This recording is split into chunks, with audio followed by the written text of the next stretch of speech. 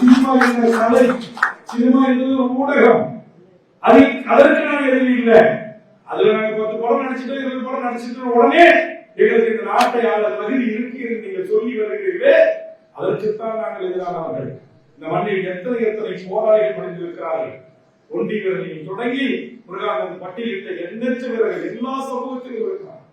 எல்லா தமிழ் சமூகத்திலும் இந்த மண்ணின் விடுதலைக்காக தங்கள் உயிரை தியாகம் செய்திருக்கிறார், போராடி இருக்கிறார். ஆனால் அவர்கள் எல்லாம் பேசுபவர்களாக இல்லை. அவர்கள் எல்லாம் வரலாற்றில் வணக்கத்திற்குரியவர்களாக இல்லை. இன்னைக்கு இங்க வைத்திருக்கிற ஓரிக்கு இந்த படத்தை யார் நயம் அப்படின்பா, நம்மால் தீரன் சின்னமலை யார் அப்படின்பா. நம்முடைய முன்னத்தி ஏற்கனவே இந்த மண்ணில் வாழ்ந்த எண்ணற்ற விடுதலை போராளிகளை என் இளைய தலைமுறைக்கு தெரியவில்லை, என் தாய் தம்பிகளுக்கு தெரியவில்லை.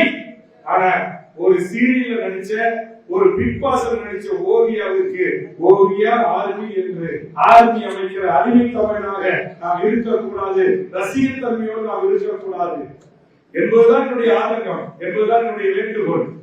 அதற்காக சொல்லுகிறேன், இந்த தமிழக வாழ்வுரிமை கட்சி என்பது தமிழ் சமூகத்தின் ஒவ்வொரு பிரச்சனைகளிலும், உரிமை போராட்டங்களிலும், வாழ்வுரிமை சிக்கல்களிலும் இங்கே என்னோடு கைகோத்திருக்கிற என் உறவுகளான என் தமிழ் உறவுகளை அணிதிரட்டி இந்த மக்களின் உரிமைகளுக்காக போராடி இந்த மக்களுக்கான வாழ்வுரிமையை பாதுகாப்பதும், இருக்கின்ற உரிமைகளை தட்டி பறிக்காமல் தற்காத்துக் கொள்வதற்கும் போராடி வருகிற ஒரு இயக்கம் தான், ஒரு அரசியல் கட்சி தான் தமிழக வாழ்வுரிமை கட்சி என்பதை எனது திருவாரூரை பகுதியில் இருக்கிற அன்பு உறவுகளை புரிந்து கொள்ளுங்கள்.